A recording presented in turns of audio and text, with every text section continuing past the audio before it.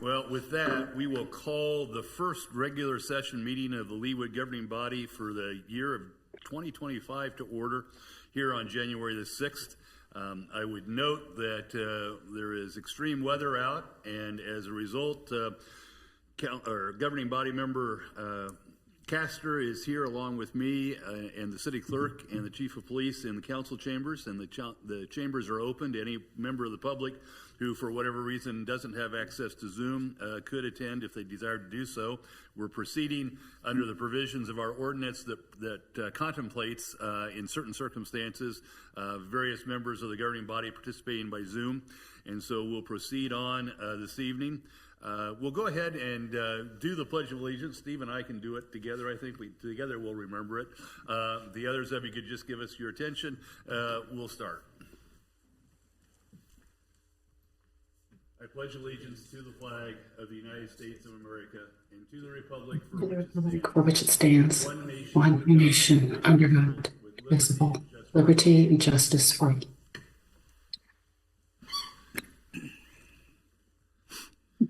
Thank you.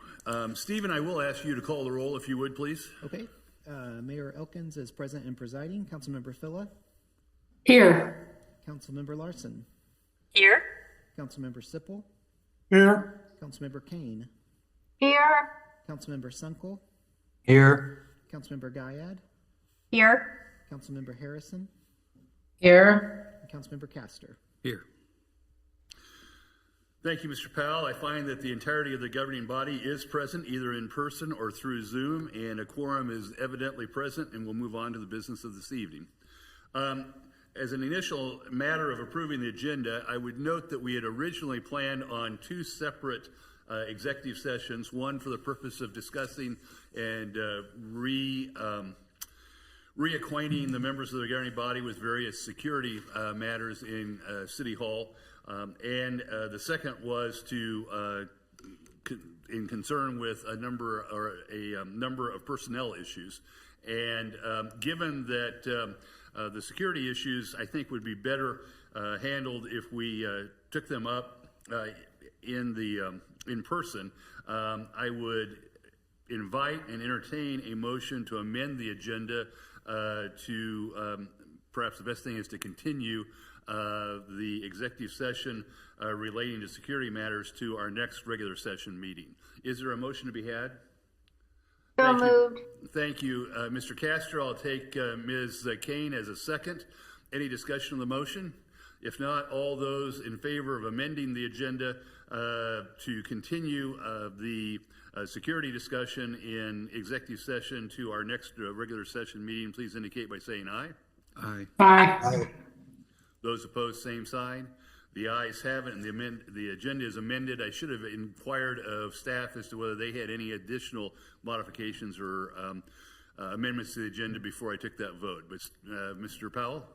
There are none. Okay, thank you. So the agenda is adopted as amended to continue the executive session on security matters to our next regularly scheduled meeting. That takes us to citizens' comments. There are no citizens present this evening, nor have any signed in to speak, and I don't see any on the screen here either. So we'll move on to proclamations. As you all are I'm sure aware, we're coming up on the anniversary of Martin Luther King Jr.'s birthday, and as has been our tradition for many years, we will be issuing a proclamation to recognize Martin Luther King Day as the nation recognizes Reverend King's and Dr. King's contributions to our nation's history and to his birth. So, whereas Martin Luther King Jr., who was destined to make our world a greater and more noble one, was born on January 15, 1929, and whereas Martin Luther King Jr. grew up in a landscape disfigured with colored only and white only signs and a society rife with other demeaning racial barriers and distinctions, and whereas Dr. King dedicated his life to ending the injustice of racism, gracing the world with his vision of a land guided by love instead of hatred and by acceptance instead of intolerance. And whereas Dr. King had faith in God, faith in Americans, and great perceptiveness about the problems we face and how to solve them, And whereas beyond racial equality, the greater part of Dr. King's dream was to bring people together to battle common foes, to pursue common interests, and to celebrate common victories. And whereas Dr. King showed what can happen with an ideal that is nurtured by great commitment and even stronger resolve, and whereas on December 4, 2023, the city of Leawood dedicated a bridge in honor of Dr. King, as he was a true bridge builder and visionary leader committed to achieving social justice through nonviolent means. Now, therefore, I, Mark E. Elkins, Mayor of the City of Leawood, Kansas, do hereby proclaim and designate Monday, January 20, 2025, pardon me, as Dr. Martin Luther King Jr. Day in the City of Leawood. And furthermore, I encourage our residents to use the occasion of remembering Dr. King's tremendous contribution and legacy to our nation to renew commitment to the causes of equality, justice, and progress for all of our citizens, and to promote peace and understanding among all the citizens of our city, and to take part in local activities. In testimony whereof, I have hereunto set my hand and caused the seal of the City of Leawood to be affixed on this 6th day of January 2025. So again, we recognize Dr. King's tremendous contributions to our society, and I encourage everyone to pause and reflect on Monday, January the 20th, and as well to consider ways in which they might contribute either through service projects or otherwise to building the bridges that Dr. King started so many years ago. Next on our agenda is the presentations and recognitions, and I do have one item on that agenda this evening. As has been the tradition, as I understand it, the Cloisters Home Association here in Leawood, Kansas, has regularly collected a holiday donation that they present to the city's police and fire departments from the residents of the Cloisters through their homes associations. This year's gift totals $4,090, and the city of Leawood, as well as our police and fire departments, are very grateful for this recognition and for the generosity of the Cloisters Home Association. The letter that I received from Ms. Rebecca Anderson, the president of the Cloisters Home Association, will be included in the record of this evening's meeting and in the records of the city. Chief Robbins, do you have anything that you'd like to say with respect to the police department's portion of the donation coming from the Cloisters Home Association? Brad Robbins, Police Chief. We just consider ourselves very fortunate to have residents like the Cloisters who each year take it upon themselves to make a gift to us. And right now the tentative thought for that money is to pay it forward, as we've done the last few years, and sponsor a shredded event so that we can try and help prevent any kind of ID theft in our community. Thank you, Chief. Mr. Powell, do we require a vote to formally accept the donation? Typically, we do. Okay, thank you. In that event, I would entertain a motion to accept the donation to the police and fire departments of the Cloisters Home Association. Is there such a motion? So moved. Thank you, Mr. Sunkel. Who was the second? Thank you, Ms. Kane. Any discussion of the motion? If not, all those in favor of accepting the donation, the very generous donation of the Cloisters Home Association, please indicate by saying aye. Aye. Aye. Aye. Pardon me. Those opposed, same sign. The ayes have it, and the donation is unanimously accepted. I don't believe we have any special business this evening, which takes us to the consent agenda.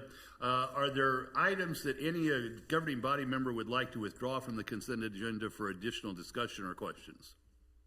Yes, Ms. Harrison. Thank you. I can't find the raise my hand button fast enough. Letter R, please. Letter R. Have it.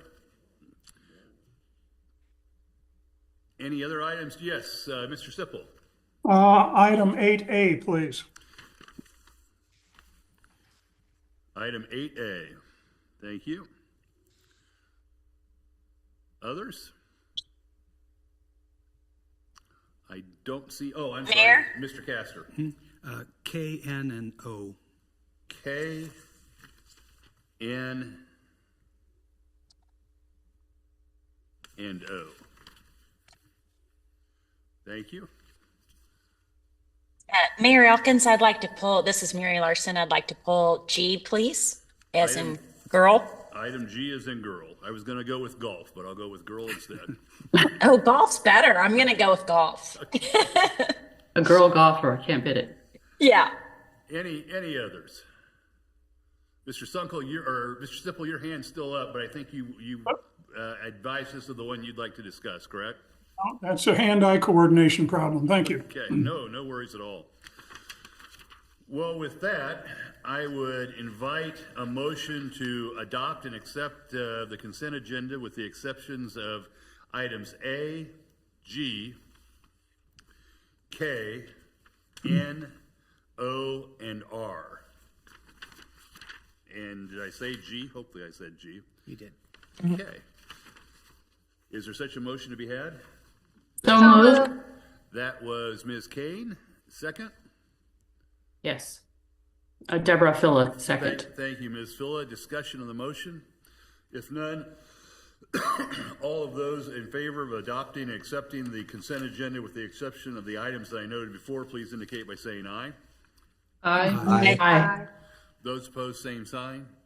The ayes have it, and that portion of the consent agenda with the exceptions of items A, G, K, N, O, and R are adopted. And with that, we'll go to item A, which is the appropriation ordinance. Mr. Sipple, I believe that was you.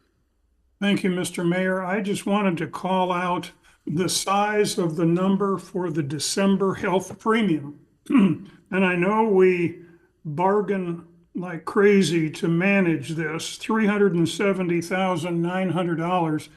Is that going to be the last of that size number, and will the premiums in 25 be higher? So that's a question for Mr. Cobby or Mr. Sanders. Are either of them on the line, or Ms. Stoddard, you might have comment on that as well.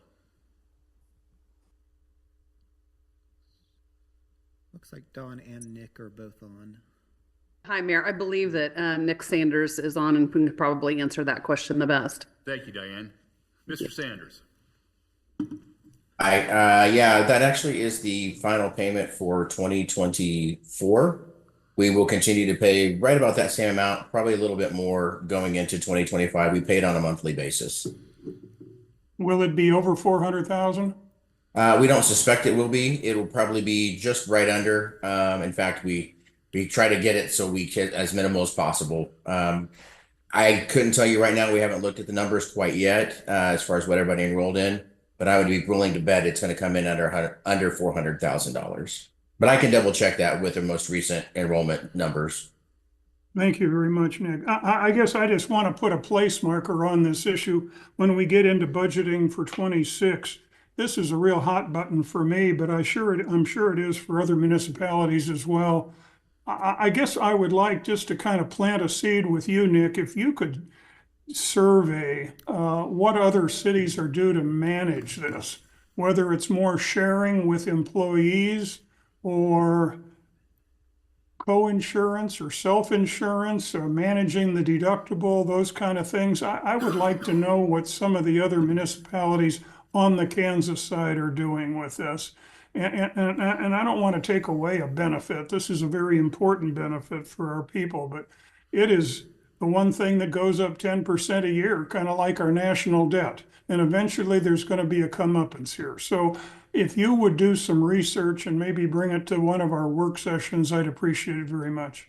Yeah, not a problem at all. Thank you. Thank you. Mr. Sanders, just to follow up, I want to make sure I understood, pardon me, correctly. That's $400,000 a month that we pay for health insurance? Yes, and now bear in mind, that is the $400,000 a month between the employee's portion as well as the city's portion. That is not totally the city's expenditure that goes out of that money. So I will tell you, I can get you a better, more solid number, Mr. Sipple. The city's actual expenditures, I'm not even going to put on the record as to how much that money is right now. I know it's probably in excess of $300,000 a month, but I can probably, if you give me probably 10 minutes, I can get you that number more reflective of what it would be for the actual city expenditure. But that is including the employees' money coming out of their paychecks and how they pay towards the premium cost as well. Thank you, Nick.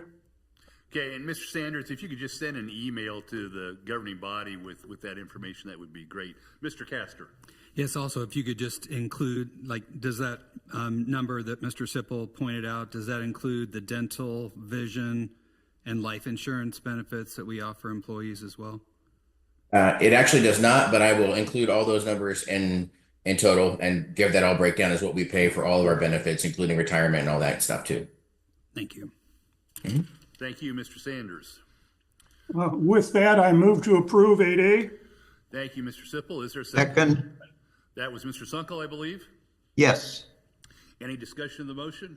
If not, all those in favor of accepting the appropriation ordinance numbers 2024-50 and 2024-51, please indicate by saying aye. Aye. Aye. Those opposed, same sign. The ayes have it, and item A is unanimously approved. I believe that brings us to item G, as in golf and girl, resolution approving a revised final plan for Holbrook Country Club pickleball social area located south of College Boulevard and west of Overbrook Road. Ms. Larson. Thank you, Mayor. I just wanted to recuse myself. As a member of Holbrook Country Club, I have a vested interest in this project, so it's best that I recuse myself from voting. Thank Thank you, Ms. Larson. Thank you. Mr. Castor. And same for me, I'm a member of Holbrook Country Club and would like to recuse myself from the conversation and voting on this issue. Okay, I note that Ms. Castor and Ms. Larson, or Dr. Castor and Ms. Larson have recused themselves from the consideration of item G. Is there additional discussion with respect to the approval of revised final plan for Holbrook Country Club's improvements? If not, is there I'm sorry. I move to approve. Thank you, Ms. Fulla. Is there a second? Second. That was Ms. Harrison? Sure. Thank you. Any additional discussion? I have a question. Yes, Ms. Kane. Yes, this was on the consent agenda, so there are no minutes for me to refer to. But why was the impervious surface reduction included? Did they add some kind of? So they added landscaping and sunshade umbrella. I can read all that, but can somebody clarify that for me? Ms. Hurley, are you there? Yep, I'm here. Can you hear me? Yes, we can. So I was not here at the Planning Commission in November when this was lettered, but it's my understanding that the social area that had some paved surface that was kind of rearranged with the pickleball court that was added, that when that social area was moved, it was reduced just a little bit from what was originally approved. Mary, can you elaborate? Because I can't picture that in my mind, because I was a member for 30 years over there, but what is it they eliminated? I'm just curious. I know where the courts went. Julie, are you talking to Yeah. Well, somebody who knows. Julie Hurley? Okay. One of us. What I know, I'm uncertain whether I should speak about it. Councilperson, this is Jason Asper, the general manager at Holbrook Country Club. I'm happy to step in and Terrific. answer questions. Thank you, Mr. Asper. We Thanks. appreciate Thank your helping us out here. Yes, my apologies. Sorry to leave you hanging out there, Ms. Larson. So the primary change in plan that occurred, the social area space in the original plan was located in between two sets of courts, two sets on the north side, two sets on the south side. And as we evaluated the public utilities and the cost of having to relocate and work with the local utility company, we ultimately abandoned that plan and we shifted the social space to the western side of the courts. It's occupying just a little bit less per square footage than what was originally submitted in the plan. But the location of that social space is located directly to the west of the four courts in their current location. Did any of this building or the pickleball courts take up parking lot space? No, ma'am, it did not. So it was all on the grassy area then to the east of the parking lot? Yes, Ms. Kane, that is correct. Thank you. Thank you, Ms. Kane. Any other questions for the applicant? If not, do I hear a motion? Move to approve. Thank you, Ms. Fuller. Is there a second? Second. Thank you, Ms. Gayed. Any discussion of the motion? If not, all those in favor of approving the resolution, approving a revised final plan for Hallbrook Country Club, please indicate by saying aye. Aye. Aye. Those opposed, same sign. The ayes have it on a 6-0 vote with Ms. Larson and Dr. Castor recusing themselves. Thank you. Now, I was not as quick as I should have been in identifying the rest of these items, so please bear with me, but I believe item K was Dr. Castor's. Am I correct about that? Yes. Dr. Castor. Yes, I just had a question. Is Chris on the line, or? I don't see everybody on there, but. Yes, Dr. Castor, I am Okay. online. Okay, great. Thanks, Chris. I just had a question, just given the high cost of this baby pool slide. Is this something that went through a citizen committee, and the citizen committee decided that this was a good investment for the pool area? So it did not. One of the things I want to mention when we talk about custom, it makes it sound like we are getting something unnecessary, but in reality, we are getting what we need to make it work in terms of replacing that slide. And as I mentioned before, I mean, when it became an aquatic center in 1997, the slide-in baby was installed, and it's been there 28 years, and it's a very highly used amenity. So we would request that we consider that to be a replacement, if that answers your question. Yeah, just in my mind, again, I think for something that is that expensive, I would feel more comfortable voting for it if I knew that the citizen committees had looked at it, had looked at different options that might be less expensive potentially, and offered the same benefit to the residents and the visitors. And that would just be my only suggestion, is that in the future for any large item purchase or recommendation, is that we have the citizen committee or whichever committee has purview over these purchases to at least have a conversation about if something needs to be replaced. Again, we have a lot of things in the city that once they've outlived their useful life may not need to be replaced. So we just recommend that we do that moving forward, to just be sure that we have a lot of people's input, whether something indeed does need to be replaced. So that was my only comment on that. Thank you, Dr. Castor. Yes, thank you. Other comments or questions? Ms. Phil, I believe your hand is raised. Yeah, I just wanted to do an informal report on taking my grandkids to the pool. It's always been a very popular, probably the most popular, and especially when they call adults only and all the kids have to get out of the pool, you'd be surprised how big the toddlers get in that 10-minute recess. It is very well used, and it's a very safe slide. And so I really appreciate that, because it's very well used and very much appreciated by those who attend. Thank you, Ms. Phillip. Other questions for Ms. Claxton or comments around the proposal for the purchase of a slide for the Leawood Aquatic Center for the baby pool? If not, is there a motion? I have a quick question. Sorry. Ms. Again, Harrison. trying to raise my hand. Chris, is the life expectancy on this new kind of feature in the 20 to 25 year range? Or do we not get that from, they say they don't build them like they used to. We hear that a lot. I would say yes. The slide that we are replacing has been there for 28 years. We did make some, some repairs, but I think we could at least depend on it for 25 years. Excellent. Thank you. Nothing further from me. Thank you, Ms. Harrison. Other questions or comments? If not, is there a motion? I move to approve. Thank you, Ms. Phillip. Is there a second? Second. Second. That was was, I'm sorry. Harrison. Ms. Harrison, thank you. Any discussion on the motion?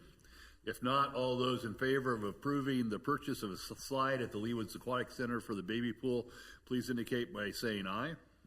Aye. Aye. Those opposed, same sign. Nay. The record will reflect that Dr. Castor has voted in opposition. The motion passes on a 7-1 vote, and the purchase of the slide is approved. Next, I believe, is item N, and was that Dr. Castor's as well? Yes. I just had a question. Hold on, let me pull it up here. Again, just the way this was worded in the description. Again, I just get concerned when we have items that we purchase that go over budget, and the kind of the explanation for why or how we're going to pay for it is to take money away from another account. And both this one and in item O as well, they described that they were over budget, but they were going to take money out of something else to help pay for that. And so, again, just as a comment, again, I think we're going to have things from time to time that go over budget, but it seems like over the past 12 months since I've been on the council, we have had several things that have gone over budget, and I just want to be sure that we're keeping track of those, how much we're over budget on different items, and I'm hopeful that our new finance software will allow us to keep good track of that. So that was the only question I had on that, Mayor. Mr. Lay, are you here? I am here. You've had a So very it's David busy Lowe. weekend. We have been busy. The crews have been very busy, so they've been doing an excellent job. So hopefully everyone's appreciative of that. But so to answer the question on the F-450s, I was unaware that they were taking funds from sales of some of our vehicles. When we were in discussions with finance, we had a couple of large vehicles come in way under budget, 2 dump trucks that we purchased last year and actually into this year. And so we were using those funds in order to pay for these overruns on the F-450 and the street sweeper. I will add that prior to about a year ago, it was always up to the individual departments to forecast future costs of vehicles. And so that became a challenge for us as we're not experts in that field. Since Don Cobby's been here, finance is now taking that over. So going forward, hopefully, they'll be better able to track those costs as we go forward as far as the inflation factors and things like that. But all the vehicles come from one account. So these aren't individual. It's Public Works, capital equipment. And so we have all this in one account. So each one is not a separate line item. They're all kind of within that one account. And so overall, we were fairly close to the 2025 budget. Great. Thank you very much. Move to approve. Thank you, Dr. Castor. Mr. Cobby, do you have any additional comments with respect to Dr. Castor's question?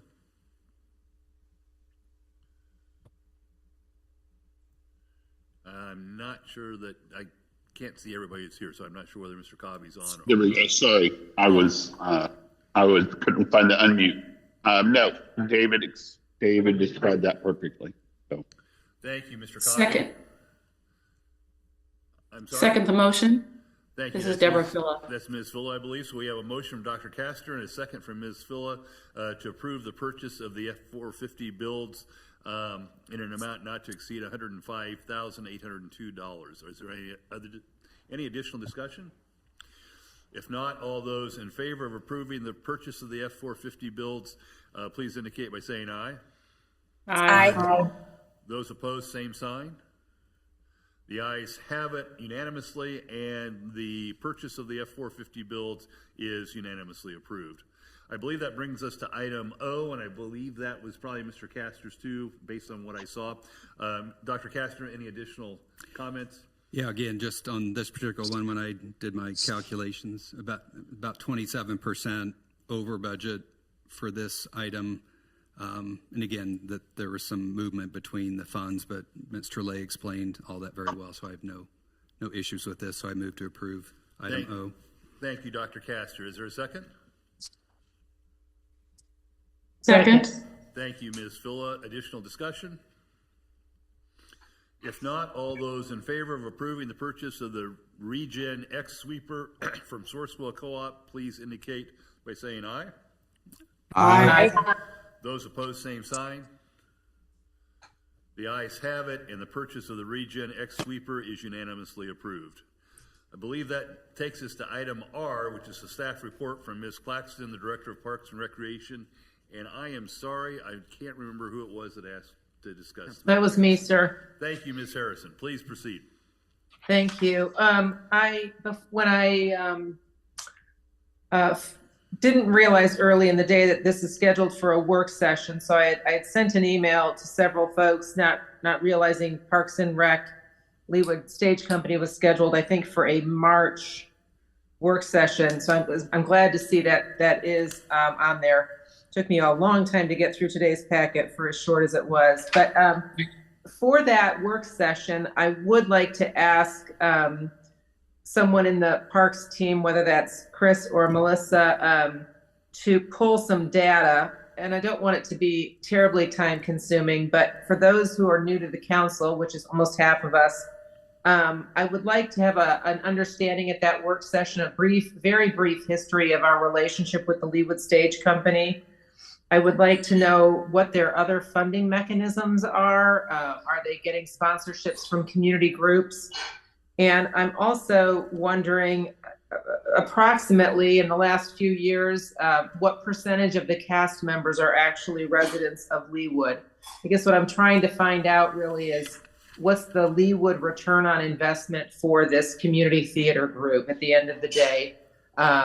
I know the productions are no longer taking place in Leawood, and that is maybe a contentious issue amongst supporters of the efforts. But so these are just some concerns that I have that I didn't want to blindside anybody with at the work session. So I wanted to put them out there. That was my only reason for bringing this up. Otherwise, I appreciate the report from Chris, and I would move to approve. Thank you, Ms. Harrison. Are there other questions for Ms. Claxton with respect to her staff report? If not, is there a second to Ms. Harrison's motion? Second. Thank you, Ms. Phila. Any other discussion? If not, all those in favor of accepting the staff report from Ms. Claxton, Director of Parks, Recreation, and Arts, please indicate by saying aye. Aye. Those opposed, same sign. Thank you, Ms. Claxton's report is unanimously accepted. That takes us to the mayor's report. Very brief tonight. I just noted earlier when Mr. Lay was on the line, the absolutely extraordinary and outstanding work that the Public Works Department, supplemented, I'm sure, with individuals from the Parks and Recreation Department, have put forth during the course of the last 3 days.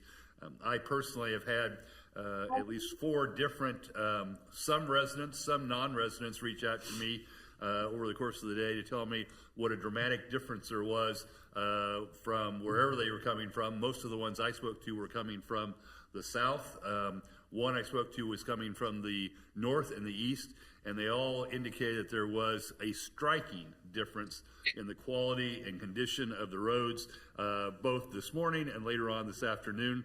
I also was dodging a plow on my way from my home this evening to the council chambers, so I know that David's teams are still out at work and working in two shifts, David, or 3 shifts a day with respect to this effort.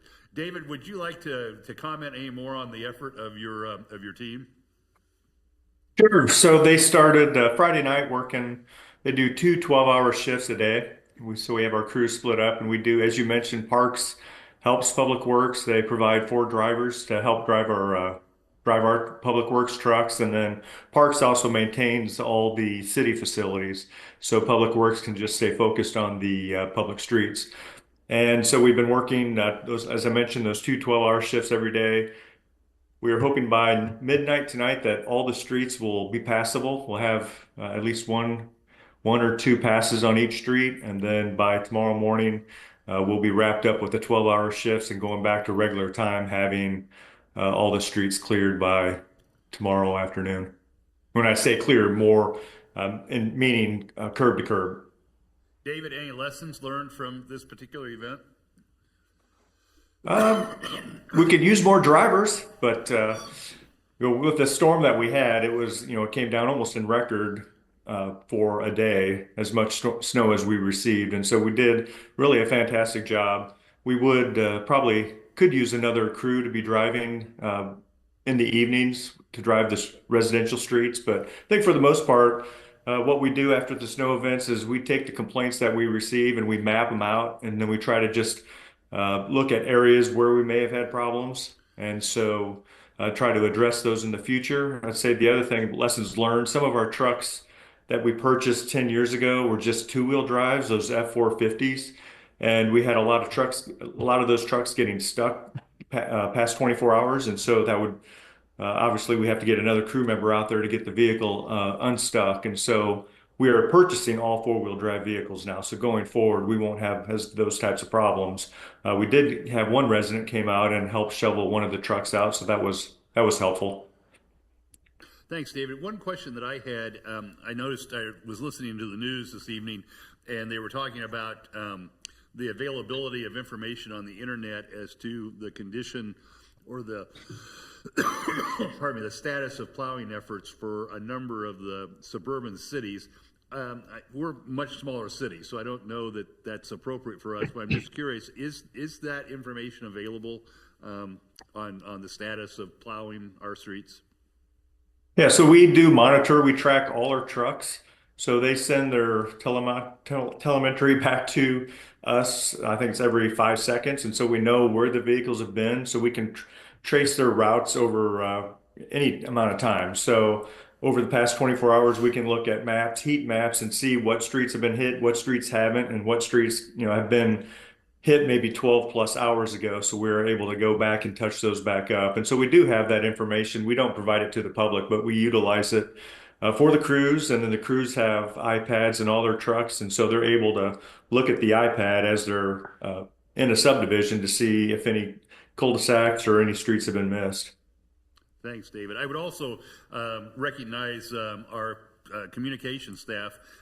More so than I can ever remember, there was information going out on the website and on various social media platforms as well to let our residents know and frankly to encourage our residents to stay home. And it really felt like talking to the staff, David's team, as well as Diane and Stephen, that those pleas for people to stay at home were really heated, and I think that I'm guessing that probably assisted David in his team's work, at least didn't impede their work. And so I want to thank Beth and Sam and the rest of the team for their great communications. Again, I think it's another example of the way our communications with our residents has improved over the course of this last year.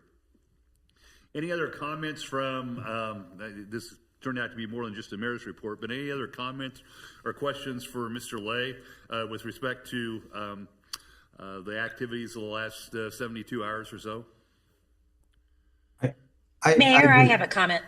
I'll go with Mr. Sunkel first and then go, I believe that's Ms. Larson, if I understood correctly.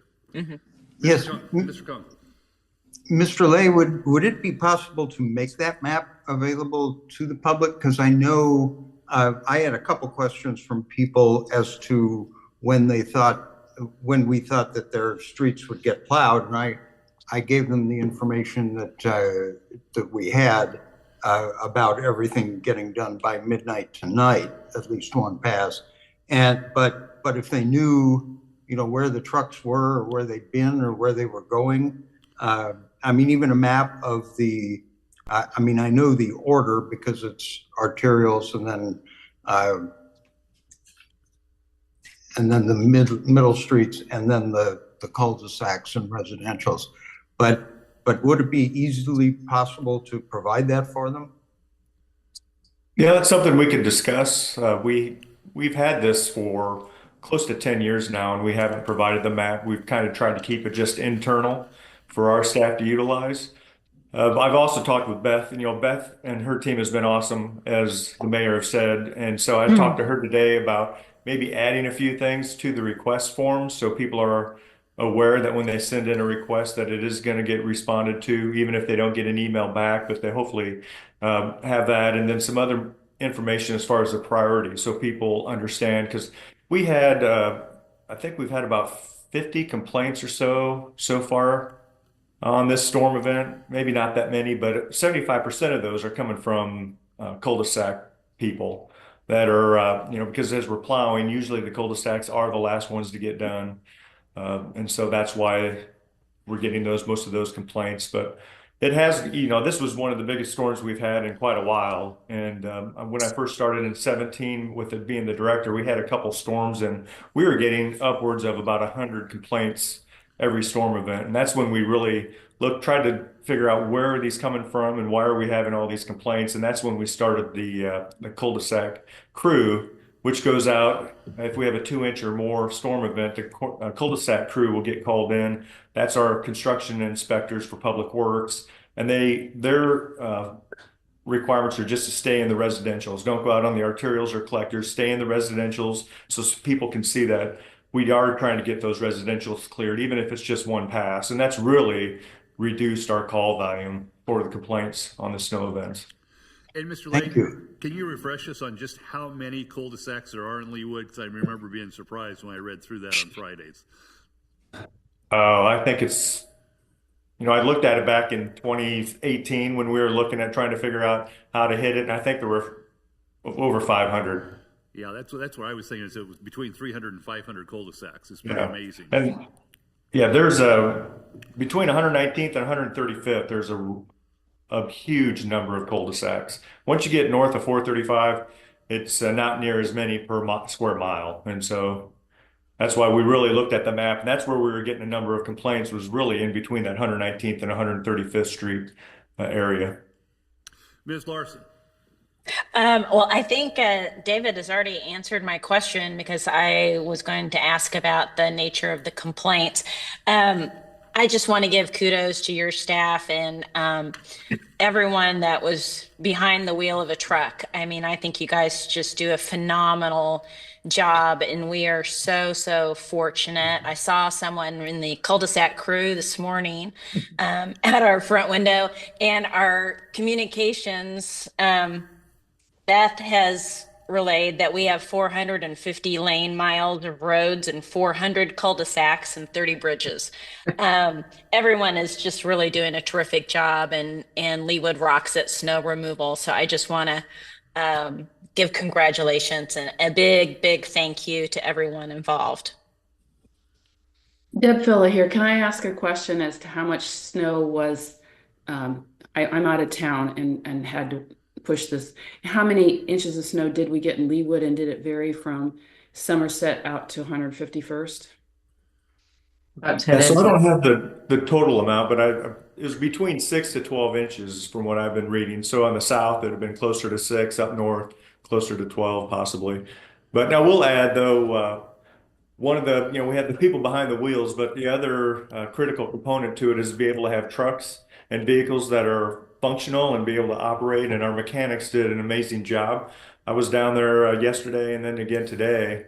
And you go walking through the shop, and the guys are actually working on just routine maintenance on non-snowplow vehicles because all the plows are out and about. So we really just had one big issue with a hydraulic hose go out on one truck, but all the other trucks were able to stay out. The biggest issue we had was going through windshield wipers because of all the ice that we received at the very beginning of the snow event.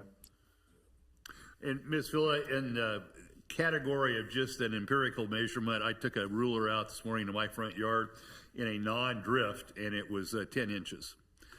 So the drifts were halfway up my door. Julie, were you about the same? Yeah, absolutely. I think we measured 11 inches at our house, which is about 128th and row-ish. So yeah, we were way more than that, 6 inches out by me, right? And we felt it when we were shoveling our own driveway. Yeah, my investment in a snowblower 5-6 years ago paid for itself in one day today. So yeah, well, Canes are going to get one. We're not doing that again. So A lesson learned, huh? Yeah. Lesson learned. One other additional thing from my report, and I'll apologize if I blow the pronunciation here, but I would note that Diane and I met with Representative Poskin and County Commissioner Fast on Friday, I think it was. Help me, Diane, if it was Thursday. I lose track of the days. But to talk just briefly about the legislative agenda coming up, the Kansas legislature goes into session, I believe, next week. And they gave us some general ideas. There's really nothing that I can recall, and I'll defer to Diane if she does, of anything that is strikingly applicable or perhaps threatening to the city of Leawood. There is an ongoing perception that the state and the state legislature are wishing to assert more authority over the activities of municipalities and counties, and perhaps in some people's eyes challenging the breadth of home rule that is so important to the way we conduct ourselves here in Leawood. But nothing specifically that came up there. And in addition, one thing that we did find out is that the county commission has engaged pardon me, a lobbyist, and has adopted its own legislative agenda, if you will, and that is available to us all over the internet on the county's website. And so Diane and I and others will be probably paying more close attention to that as a way to keep track of what's happening in Topeka. So with that concludes my report, and that's probably a good segue into Diane's report. Diane, do you wish to comment more on our discussion with our legislative leaders last week? Well, I thought you covered it very well. Thank you very much, Mayor. But yes, I do think it will be an important legislative session for us to keep tabs on in terms of the whole home rule concerns that were mentioned in the meeting that we had. So just need to keep our ear to the ground. And it was very helpful to know that the Johnson County lobbyist reports are actively listed on the county commission agendas, as I understand it. So we'll be watching that because that'll be a good source of information along with our own League of Kansas Municipalities. Along that line, isn't there a breakfast tomorrow? Has that been postponed, the Kansas legislative breakfast? It was postponed till Wednesday. Okay, thank you. Diane, anything else to report? Nothing else, Mayor. Thank you. Thank you, Ms. Stoddard. Now that I believe brings us to council member reports. Sorry, I'm jumping all over the agenda here. Apologies there. Ms. Harrison, I think I read someplace where you had a comment or a report to make. I did. Just a couple of quick comments. Thank you, sir. Related to my work with the REIC, the Racial Equity, Inclusion, and Communities efforts, I want to bring two things to your attention.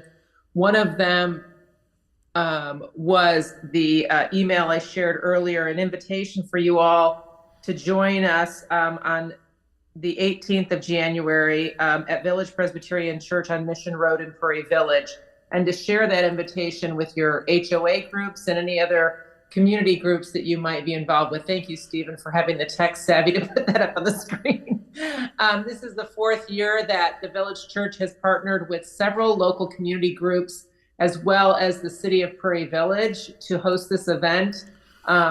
This is one of those examples where I believe that all communities need not reinvent the wheel. And I would love for there to be a day in the future where this is called the Johnson County Community Action Celebration honoring Martin Luther King, Dr. Martin Luther King Jr. I hope that it becomes a more county-wide effort rather than a couple of communities. It's quite an inspirational event. It lasts about an hour and a half. And I encourage you to consider joining us and to spread the word.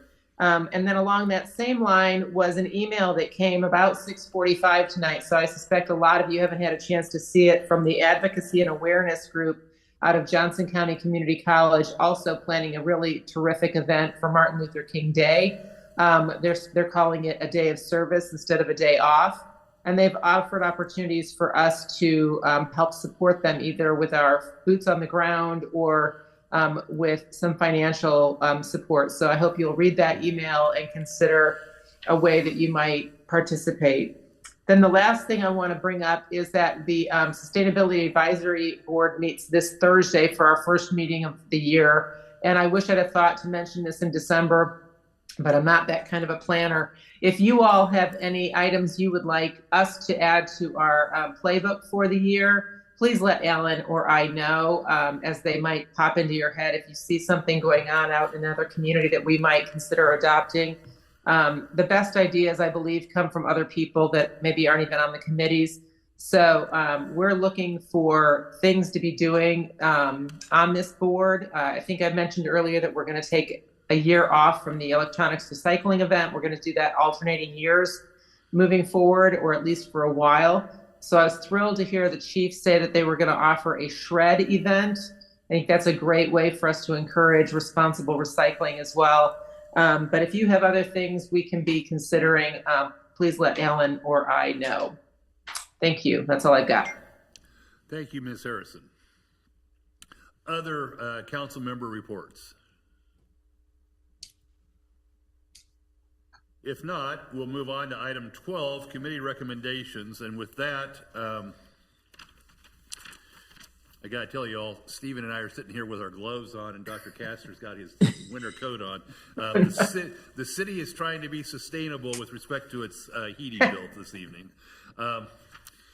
So with that, I would call Planning Commission case 12-24, which is an ordinance amending section 16-4-7.3 of the Leawood Development Ordinance entitled Landscaping Requirements Other Districts. Ms. Hurley, do you wish to be heard? Thank you, Mr. Mayor. This ordinance deals specifically with our tree replacement policy. So that would apply to new development of multifamily and commercial developments. This does not apply to single family districts or two-family districts. And this is something that our Planning Commission has been working on over the last year, and they've heard it a number of times. And we have a copy of all of those minutes in your packet, so you can see that discussion that we've had. When this was heard at the November Planning Commission meeting, there was quite a bit of discussion, and they did vote to move it forward with a recommendation for approval to the governing body. However, staff, we got to talking after that meeting and just felt like with all of the discussion that took place, we really want to make sure we get this right before we put it into place. And we felt like there were some tweaks we could make to it, really just to refine that language, not to make any changes over what they've seen, but we just want to make sure that we get that language exactly right. So we felt like we could make it a little bit better. And so we just want to take another pass through the Planning Commission with it. Thank you, Ms. Hurley. So the recommendation, as I understand it from the Planning Department, is to recommend that this matter be remanded back to the Planning Commission. Is that my understanding correct on that? That's correct. Discussion or questions for Ms. Hurley?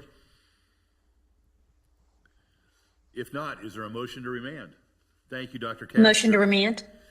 Thank you, Ms. Larson. We'll take that as a second. Any discussion? If not, all those in favor of remanding Planning Commission case 12-24 back to the Planning Commission for additional consideration, please indicate by saying aye. Or does it take a roll call vote? Mr. Sipple had his hand up. Oh, I'm sorry. Chuck. I had a quick question for Ms. Hurley. Did you get input from any of the people in the development community on this?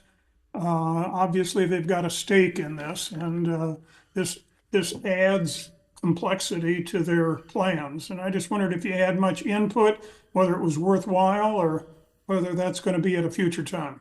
Yeah, we sure did have a lot of input, and that's actually one of the reasons that we want to take it back. A lot of that discussion that we had at the last Planning Commission was from a member of the development community, and they raised some really good points that we just want to make sure that we can really make sure the language is clarified and addresses that. And so, yes, we have had quite a bit of input from the development community. Thank you, Julie. Other questions for Ms. Hurley? If not, I believe we have a motion and a second pending to remand Planning Commission case 12-24 back to the Planning Commission for additional consideration. Is there any additional discussion over the pending motion? If not, all those in favor of remanding case number 12-24 to the Planning Commission, please indicate by saying aye. Aye. Those opposed, same sign. The ayes have it, and Planning Commission case 12-24 is unanimously remanded to the Planning Commission. I have no old business on the agenda this evening. It takes us to new business, which concerns an ordinance or a series of ordinances removing business and annual licensing fees from the code of the city of Leawood, Kansas, and moving them to the city fee schedule. Mr. Powell, I believe this is your project. It is. Thank you, Mr. Mayor. As the mayor indicated, this is really a cleanup. It's taking all of the fees that are currently in the municipal code related to business licensing, animal licensing, and alcohol licensing, and moving them into the city's fee schedule. We are not recommending any changes to those fees, but we would rather have those fees in the fee schedule so that they can be updated annually with all the other city fees. Thank you, Mr. Powell. Questions for Mr. Powell? I do. Ms. Harrison. Thank you. Stephen, does this include all businesses in Leawood, whether it's a home-based business or whether it is a strip mall storefront business? Yes. Thank you. Other questions for Mr. Powell? If no questions, is there any discussion over this part of this particular item of new business is to basically shift the fees. Certain fees have been historically contained in the ordinance, and we're moving it to a fee schedule, which should improve the administrative efficiency. My teeth are chattering so bad I can't talk now, but to improve the administrative efficiency of our fee as we modify fees going forward. If no discussion. Move to approve? And Stephen, do we need to do this on 4 separate items? Yes. And because it's an ordinance, it will require a roll call vote for each one. Okay. So the first recommended action is an ordinance amending sections 3-107, 3-211, 3-213, 3-215, and 3-216, and 3-216A of the Code of the City of Leawood. Ms. Villa, can I take your motion as a motion to amend those ordinances? Yes, sir. Thank you. Is there a And by the way, Oh. I just want to congratulate I just want to commend you for moving to improve the efficiency of and simplicity of licenses and fees.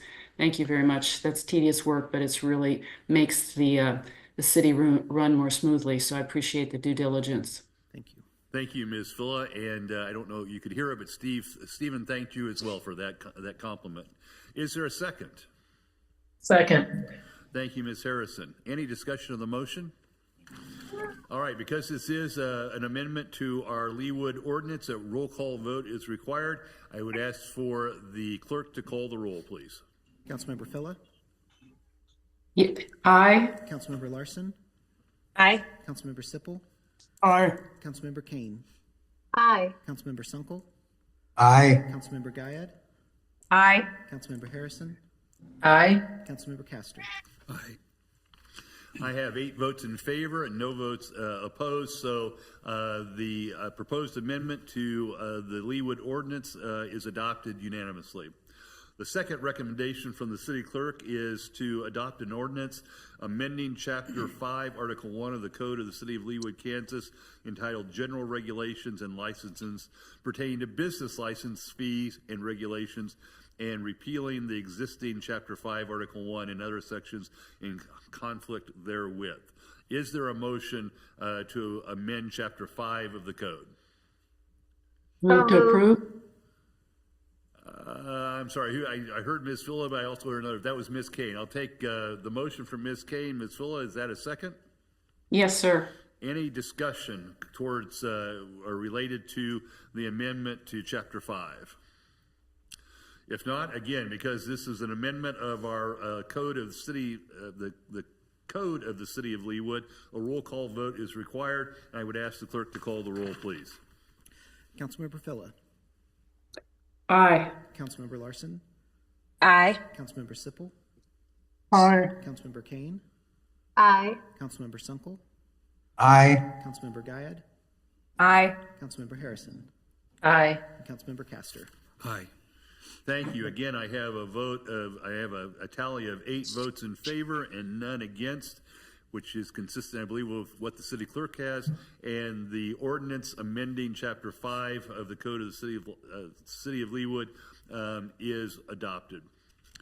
The third recommended action by the city clerk is the adoption of an ordinance amending Section 15-408 of the Code of the City of Leawood pertaining to permits for solid waste collectors and repealing the existing Section 15-408. Is there such a motion? So moved.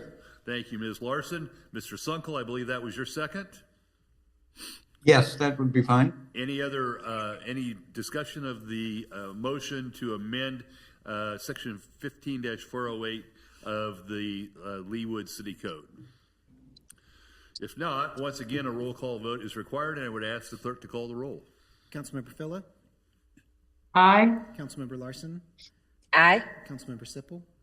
Aye. Councilmember Kane. Aye. Councilmember Sunkel. Aye. Councilmember Guyad. Aye. Councilmember Harrison. Aye. Councilmember Castor. Aye. Okay, I tally 8 votes in favor and none against. Therefore, the ordinance amending Section 15-408 of the Leawood City Code is unanimously adopted.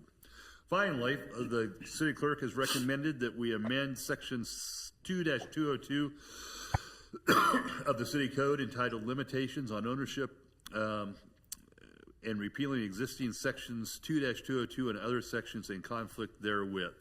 Is there a motion? Yeah, Ms. Harrison. A question, I suppose. I can make a motion, but I do want to have, I have a couple questions. Absolutely. Ask away. So we had a rather contentious conversation, frightening at times, the last couple of years about dangerous dogs, pit bull breeding, banning, whatever you want to call it. How do we put ourselves at risk if we're no longer going to require the animal permitting as we've done it in the past? I guess that's my only concern with all of these ordinance changes and the efficiency of this. I'm all for government efficiencies, but how do we enforce multiple dogs, houses with 3 or 4 dogs, and how do we keep track of animals that we have concerns about? And actually, Ms. Harrison, that item is coming up in a couple of moments with respect to another item involving the animal licensing program. Oh, sorry. As long as you've asked the question, I'll ask Mr. Powell to respond because he and I have discussed this at some length. That's right. I thought this one was about animal licensing, but I'm mixing up my A's, B's, C's, and D's. No worries at all. I can respond quickly, Ms. Harrison. This ordinance is just taking those fees related to licensing and permitting and moving them into the fee schedule with all of the other fees. The item C under new business is the discussion regarding the animal licensing program itself. There we go. I saved my concerns for letter C. Sorry. A placeholder has been placed for that. Is there a motion concerning the shifting of the fees relative to the animal licensing program from the ordinance to the schedule of fees? So moved. Thank you, Ms. Harrison. Is there a second? Second. That, I believe, I'll take from Mr. Sunkel.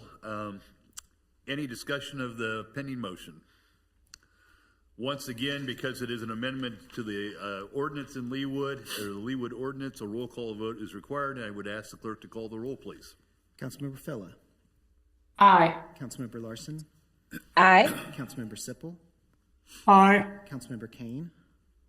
Aye. Councilmember Sunkel. Aye. Councilmember Guyad. Aye. Councilmember Harrison. Aye. Councilmember Castor. Aye.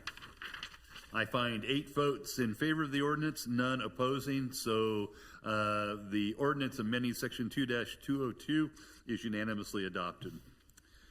That now brings us to item B as in boy under new business, which is a resolution adopting the 2025 fee schedule for fees not specifically provided for in the Code of the City of Leawood. in accordance with the newly amended, I guess, section 1-701 of the city code, rescinding resolution number 61-25. Mr. Powell, can you explain? I think I botched up calling out that resolution. So if you could help me out, I would be grateful. That's okay. Per the code, per section 1-701 of the code, every year the council adopts an updated fee schedule. And we do that by resolution. So this resolution will adopt the proposed new fee schedule, which was included in the packet, and it will rescind the previous resolution that adopted the 2024 fee schedule. And this was a project led by Kristen Love in the finance department, and she worked with all the departments. They reviewed their fees, and any changes that they're proposing were included in the staff memo and shown highlighted in yellow on the table of fees that was included. Mr. Powell, were any of those revisions ones that you would like to specifically bring to the attention of the governing body this evening? Many of these fees, there are a few new fees. The fire department's proposing fees for public education classes to cover the cost of those. The police department is proposing an increase in fees for fingerprinting and background checks to coincide with the KBI's fees, as well as adding a minimum amount of time for an officer at private events. The Public Works Department is recommending increasing the arterial street fee to reflect current construction costs. It's going from $391.50 to $494.33.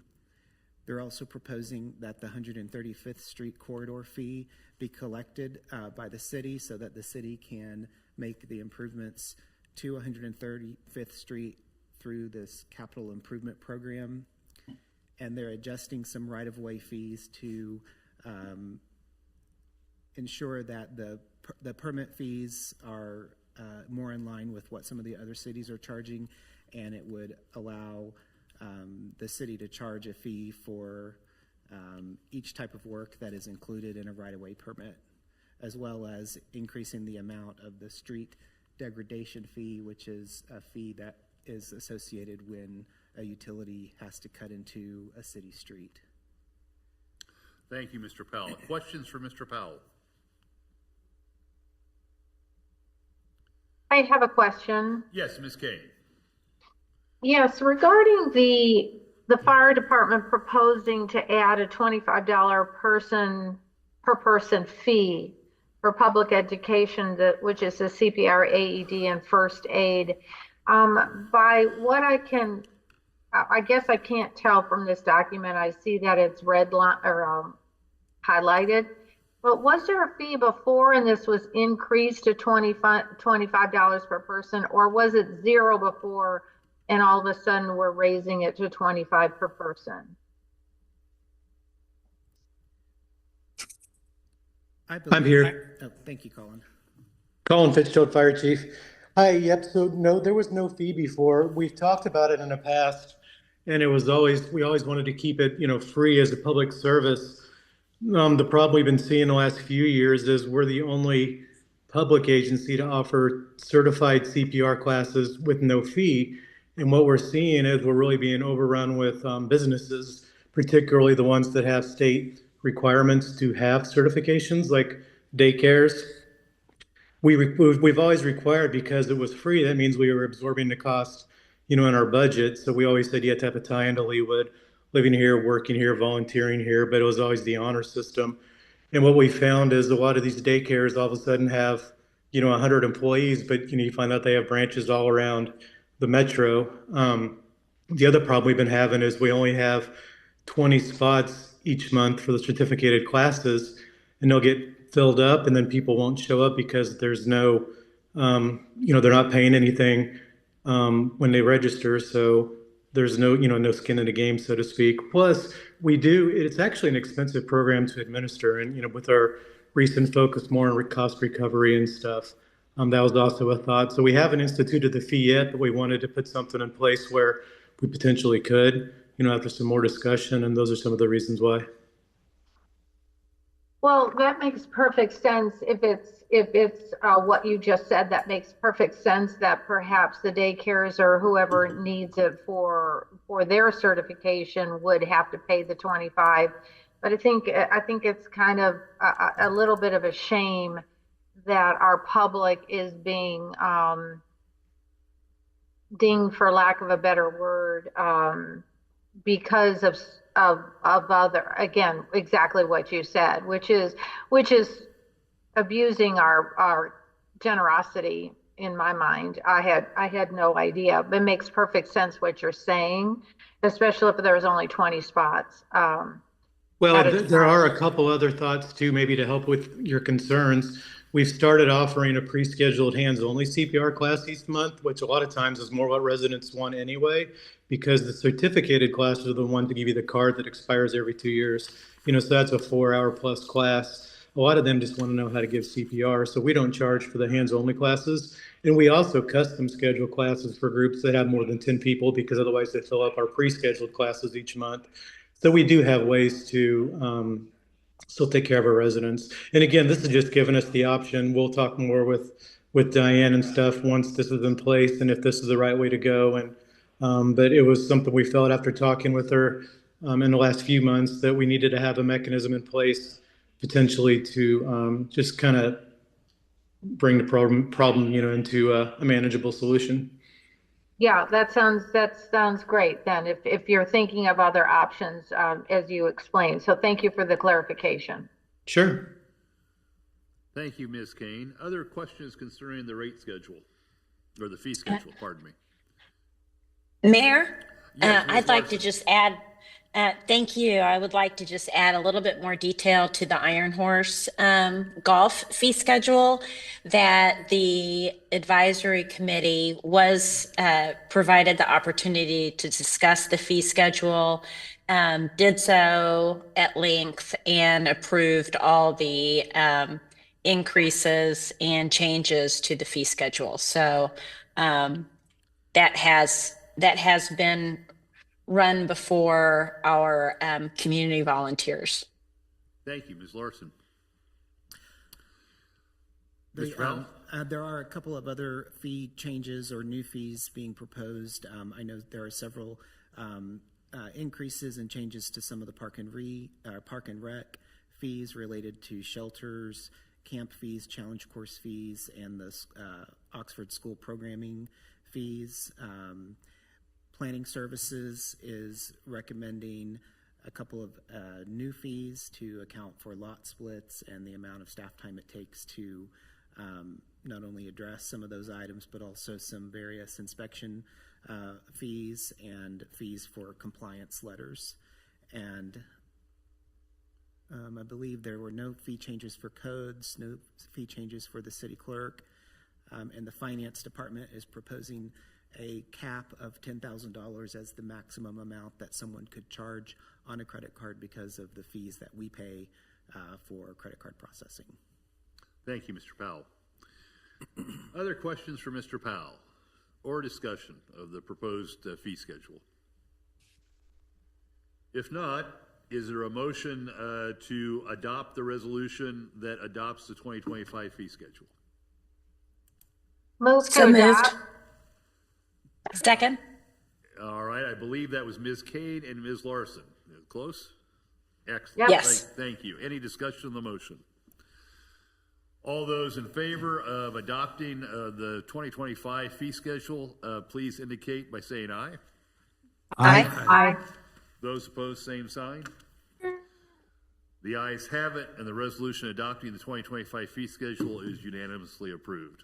That takes us now to a discussion of the animal licensing program as it exists today. I'll invite Mr. Powell to comment. Perhaps you can respond to Ms. Harrison's questions. And Ms. Harrison, this is your time. Thank you. I'll make a few comments based on what was provided in the staff memo for the record, and then I'm happy to answer any questions. But as some of you may remember, we did discuss animal licensing a couple of years ago whenever we first brought forth the idea of switching over the finance system and the licensing and permitting software. That was back in 2022. At that time, the council decided to maintain the animal licensing program, and staff did not recommend any changes to the special animal permitting program. And just so everyone knows the difference between those two, the standard animal licensing program are just the dog and the cat tags. So you have to license your dogs and cats with the city clerk's office. The special animal permit is a permit that's required if you have more than 2 dogs and or more than 2 cats.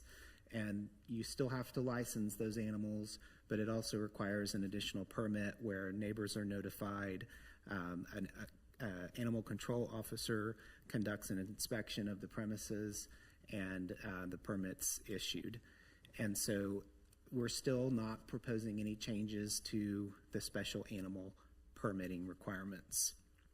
What we are proposing is to consider eliminating the animal licensing program, which is the issuance of tags to dogs and cats. And the purpose behind that is number 1, cost recovery, number 2, feedback from animal control officers, and number 3 is we are just now at a point with the software implementation for licensing where we thought, let's bring this back to council one more time before we spend staff time actually building out the animal licensing requirements in the software. And so for cost recovery, right now we are charging $5 per spayed or neutered pet and $25 for a not spayed or not neutered pet. And then it's $2 for a replacement tag, and late fees on licenses begin accruing on March 1st. We currently have over 1,600 animals licensed. It's not known how many are unlicensed. The revenue that's generated just from the dog and cat tags is about $6,000 a year. The special animal permit program, which we're not recommending any changes to, is about $5,000 a year. So altogether, around $11,000 a year is generated between those two programs. The cost to administer the animal licensing program is $13,470. And so that program is running at a deficit of about $7,470. And so if the program were eliminated, only about half of that deficit would be actual savings, because it would be less tags to buy, less notices to mail, less materials. The other half would really be opportunity savings, because a big chunk of that is the staff time that it takes to administer that program. And so currently our licensing specialist in the city clerk's office handles all animal licensing and all business licensing. And so we feel like it would be a better use of her resources and her time to focus on business licensing, because it does provide a much greater revenue source from the city, and there are many license types on the business side that require a very thorough review of those applications to make sure that they meet all the requirements. I did talk with Chief Robbins, who reached out to his animal control officers, and they didn't necessarily have a problem eliminating the program. As we all know, pet tags have been historically issued by cities to ensure that dogs and cats are vaccinated for rabies. Currently, rabies is very, very low in the United States, especially in more suburban areas like Leawood. ACOs, animal control officers, also don't rely on the pet licensing data to return a pet if it's missing or lost. Many of our pets are microchipped, and the ACOs do have a way to read microchips that are, if the pet is microchipped. The enforcement of animal ordinances is primarily done on a complaint basis. Chief Robbins can probably speak to this much more eloquently than I could, but if your dog is barking and they get a call, they go out and respond. I don't believe they are proactively driving around enforcing animal tags or animal barking or anything like that. So from the staff point of view, eliminating that program would allow us to put more resources into our business license program. And as I mentioned before, the other the other idea that we had coming back to council is that software implementation. We've implemented the business license build out for the new permitting and licensing software. And so we just wanted to take this back to council and get your thoughts and your feedback on the program before we invested the staff time to build out animal licensing. I did reach out to some of the other cities in Johnson County, and 2 other cities, Shawnee and Mission, both have eliminated their licensing program without any impact to residents. Both of those cities require pets to be either microchipped or wear a vanity tag with some type of phone number or identification information on the tag. It also requires that all vaccinations are up to date. So in those cities, if a animal control officer responds to a barking dog, they ask for rabies information from the pet owner. And so that's how that's enforced in the cities where they're not licensing dogs and cats. As I said before, right now, we are not proposing any changes to the special animal permit program. So anyone who has or wants more than 2 dogs or more than 2 cats would need to come into City Hall and get a permit. And actually, they can do all of that online now. And with that, I will stand for any questions that you all may have. Thank you, Mr. Powell. Could you expand a little bit on the benefits of freeing up the licensing specialists and the kinds of things that are not happening, or the things that just need to happen faster, or what are the real benefits there by freeing up her time to focus on business licenses? There are a handful. Primarily, it's regulatory licensing such as massage, alcohol that take a little bit more time to review. Massage licensing, we have quite a few massage parlors in Leawood, and usually get 1 or 2 massage therapist applications at least a week.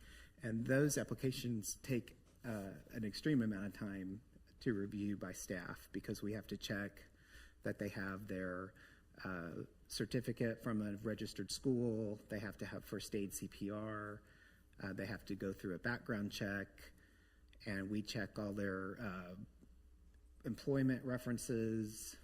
We make sure that their school is certified. So it's just a very thorough background check for a massage therapist.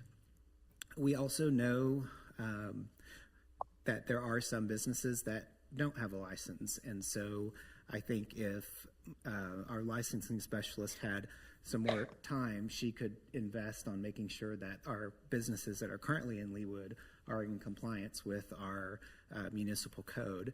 And for many of those, they may have been longtime businesses in Leawood, or they could be new businesses in Leawood. But we'd like to make sure that all of our businesses are licensed and following the rules that are specified in the code. Thank you, Mr. Powell. I believe I saw Mr. Sipple's hand up a few minutes ago. Mr. Sipple, did you have a question or a comment for Mr. Powell? Yes, Mr. Mayor, thank you very much. 2 things. One, Stephen, do you have any information on compliance with other Johnson County municipalities? What % of them, actually register their pets? I'm not aware of that data. I did provide some data in the packet memo from the American Veterinarian Medical Association, not so much on compliance, but just on the number of people or number of households who own dogs and cats, and it's 45.5% own dogs and 32.1 own cats. And so on average, each household owns 1.5 cats and 1.8 dogs. So, if you do the math, that's quite a bit more than what's currently registered in Leawood. I know in Shawnee, when we used to, many years ago when I was there, we licensed dogs and cats, and there was just no real way to calculate or find out how many residents in the city had dogs and cats that weren't licensed, because in order to do that, it would almost have to be a census or, door-to-door type of thing to find out. And so it's a very difficult statistic to come up with, and one I would say is pretty much impossible to do. Is there any downside to a resident not registering their dog or cat and getting a license? I mean, is there a fear of a fine or a penalty or having to pay double or triple when they do come in to get a license, that type of thing? What we found is probably 75% of the folks who have a license renew the license before late fees kick in. But the ones who wait until March 2nd or later get really upset when they have to pay the $5 late fee. So, it's one of those situations where, if you have a neutered or spayed dog or cat and your tag is $5 and you're late, you get charged 100% late fee on that because it's a $5 per month late fee after March 1st. So we do get some complaints about the late fees, but we generally do get most, if not all, of the license eventually renewed. Thank you. Mr. Sunkel, I think I saw your hand up. I know I have several others on my list. So, Mr. Sunkel, please proceed. Yes, thank you. I obviously that being a former mail carrier in Leawood, I can say that compliance level is very low. There are a lot more dogs and cats in Leawood than 1,600 and some. And having been bitten, I am concerned about the rabies, but if rabies in suburban areas is not really a concern, then that seems fine to me. Do we have any idea on compliance on the special animal permits? I assume that's only investigated on complaint as well, because we're not having officers go door to door checking on animals, is my assumption. Is that right? I would say mostly it's enforced through complaint basis, but there are, from time to time, we do have people call and say, hey, I just moved and I have, this many animals. Do I need anything? We don't ask if they got, a friendly notice from the police department because someone complained. But I do think some people are proactive, when they come to a new community to find out what the rules are. But most would probably be enforced through the complaint basis system. Right. Okay. And the only other question I had was following up on Ms. Harrison's remark. This does not relate at all to the dangerous animal ordinance. Is that correct? Correct. Okay. Thank you. Thank you, Mr. Sunkel. Ms. Harrison, I had you next. Thank you. Does Patty or Chris see any concern with the fact that we have a dog park, one of the few communities in the metro that has such a beautiful and welcoming dog park? And if you check out the license plates in the parking lot of the dog park, you'll see that half of them are not from Kansas on any given day. So we have a lot of visitors come over and use our dog park, which I love. But is there any concern about unlicensed? I mean, I know the ACO is not at the dog park checking your tag collars before you go in. So it probably isn't an issue, but I'm just trying to cross my T's and dot my I's about where we might run into hiccups. I live next to somebody who had a boa constrictor, and I'm terrified of these dangerous dogs. And so I just want to make sure that we don't do something that makes us regret this later? Or if somebody has 3 dogs now, are they going to get some sort of notification in the mail that says you still have to register because you have more than 2? And then my last request would be maybe a communication campaign that Beth could oversee about letting folks know that this is all online now, or that we've made these changes, but we still expect you to put some sort of ID on your pet. We still expect you to vaccinate your pets if they're out roaming the neighborhood, and keep them up to date with their shots. So maybe a communications effort would be my wish. Yes, we would definitely, if the council did decide to eliminate this program, we would definitely get information out in the city newsletter through all of our communications channels that Beth and Sam run.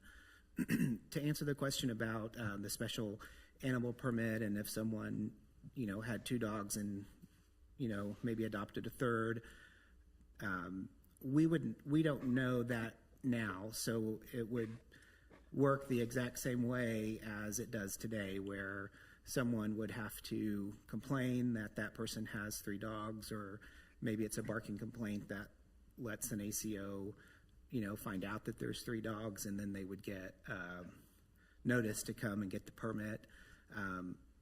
We could certainly do a better job of communicating with the shelters to make sure that when folks are adopting pets, that they are aware of any Leawood specific requirements. I don't know that, I certainly haven't done that since I've been here, but that's, I know we have a lot of folks who adopt pets just from talking to residents when they come in. So that's certainly another avenue to get any changes to the program out to folks that may be adopting animals, but definitely we would do a communications campaign. Thank you. Ms. Larson. Thank you, Mayor. I should know the answer to this question. Do we have requirements as to the chipping, vaccination, and the vanity tags for pets in place? We don't currently. The code does. The code does require that pets wear their city tag, and some people do and some people don't put the tags on their pets. Probably if they're inside dogs or cats, they may not wear a collar. But the cities that have eliminated the program have a requirement that animals be microchipped or wear a vanity tag. I like that requirement. I'm okay with getting rid of the license regulations. I think it's more of a hassle and a nuisance for busy Leawood residents than the fees warrant. But I do think it's very important for the animals to be chipped for identification and to be vaccinated. I would like to see us incorporate those requirements when we're getting rid of if we get rid of the licensing requirement. And I just conferred with Chief Robbins that the animal control officers generally are using a vanity tag or the microchip to find who owns the pet, because it's much faster than looking up the information in the animal licensing program. And it could be that the information's not in the animal licensing program because the animal's not licensed. Right. So I'm in favor of this, but I would like to see those new provisions enacted. That makes sense to me. A little bit more practical and long term, like the chipping. So thank you. Ms. Kane. Yes, I tend to side on keeping this in place as I did a couple of years ago.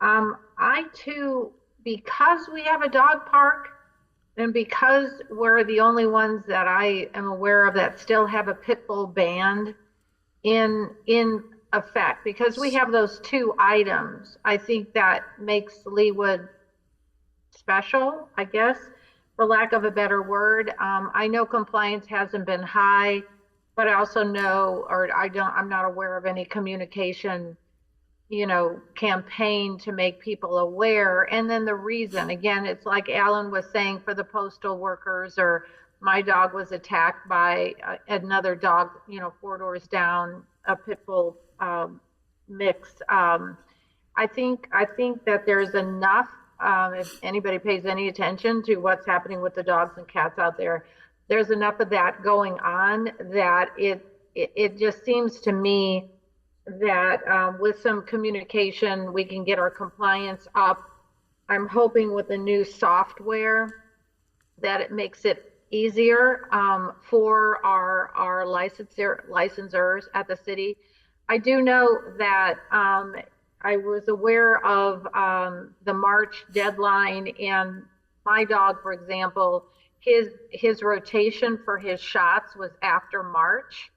So again, I couldn't update it by I never could update it by March because that wasn't his cycle for his shot. So that never made a whole lot of sense to me. But I could see that if they'd rather have a surge of them at one point in time, and $5 was nothing even to worry about, even with the late fee. But that was something I never could comply with when Turbs was still here. So I tend to think, again, because we have a dog park, because we have a pit bull ban still in place, that is it our responsibility? Is there some kind of liability? I don't know the answers to those questions that we should be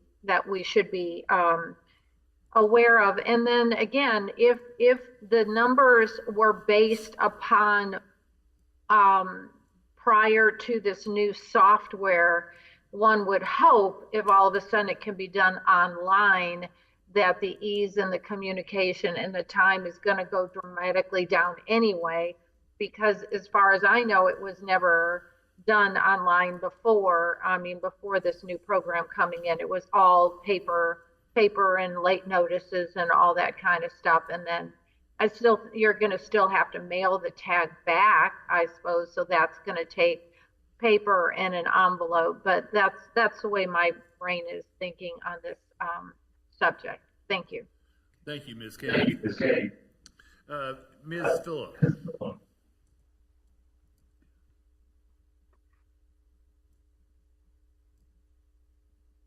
Ms. Phillip? Oh, sorry. Sorry, I unmuted myself.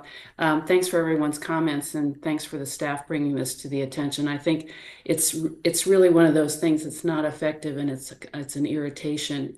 And the point you made, Julia, is a good one. Even if you get everything else online, you still have to deal with the physical tag being mailed out. And for a small dog, those tags aren't. And if you already have a tag on it, it's. I've never put one on my 11-pound dog because it's just too much tag for the dog. So I think that communication of what is expected is and required since we have such low compliance estimated, it is just one of those onerous things that it's not even the money that you have to pay, it's the time you have to go through to do it. And then most vaccinations now for rabies are for 3 years. So it really seemed redundant to have to go and do it year after year after year when you've already got a 3-year rabies license. So we don't have wild dogs. We don't have loose dogs. If there's ever a dog loose, most of our neighbors send out a note and it's found by each other.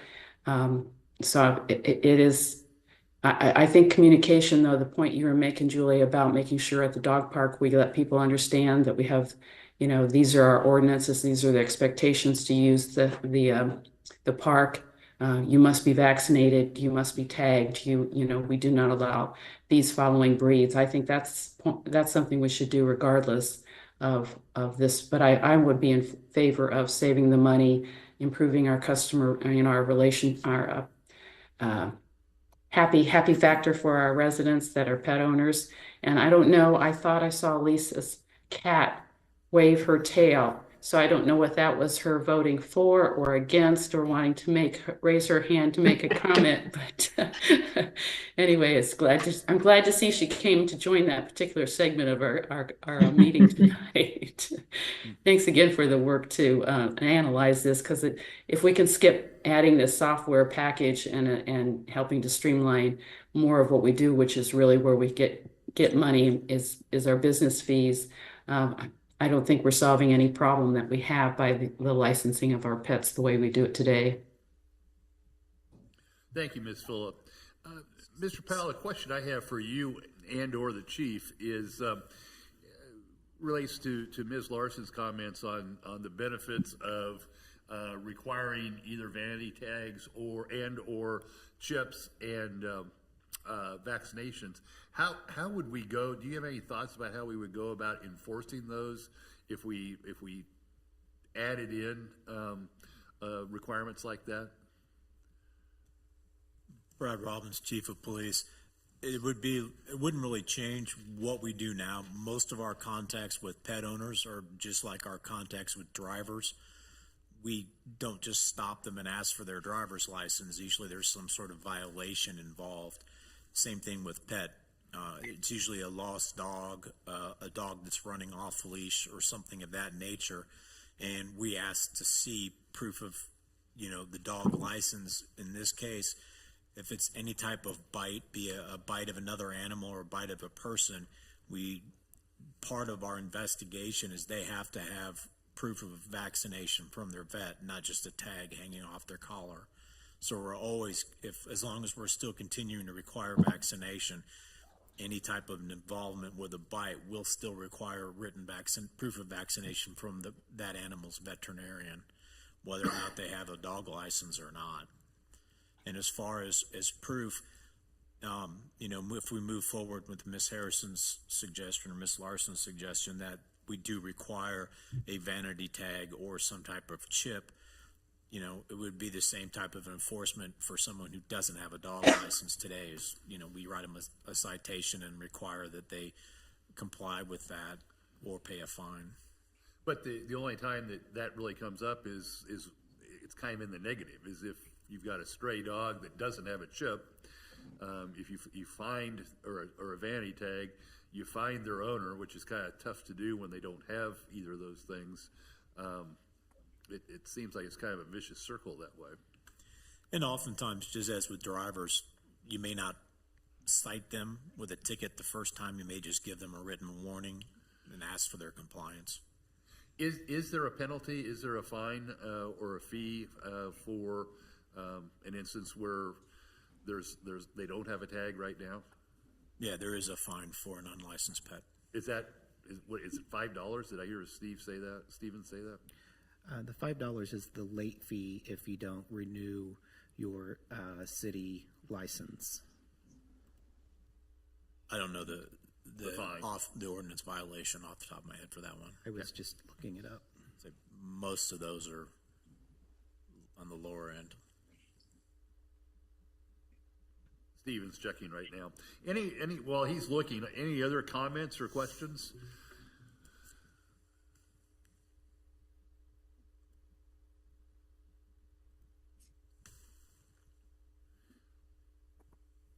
Well, I don't know that this particular agenda item had a recommendation from staff. They were asking that we discuss it because of the kind of point of inflection we are at with respect to the software package. Would anyone like to offer a motion one way or the other, either to continue the animal licensing program as it is, to abandon the animal licensing program, or perhaps to modify it as Ms. Larson indicated? Does anybody have an appetite for a Ms. Phillip, I think your hand is that a new hand or is that from before? No, I'll do a new one. I'll make the motion and ask Mary or anybody else to help, and that I would make a motion that we elect not to continue with the registration program for our pets and cats thereby eliminating the need to install the software module for that. And I, again, appreciate that I'm comfortable making this because our animal officers feel comfortable with this. So that's why I'm so comfortable in making this motion, and that we still do a very good job of communicating that these requirements for identification of your pet and rabies licensing is a requirement, and possibly a fine if I think that will be, I will leave that off, but as a consideration that is required, and that whether you're a resident or using our dog park, I think that should be a requirement for the dog park as well. Okay, is there a second to that motion? Well, I would second it. This is based on the requirement that we do require vaccinations, and we do require either a tag or a chip, correct? Yes. That's the way I understood the motion, yes. Yes, then I would second that.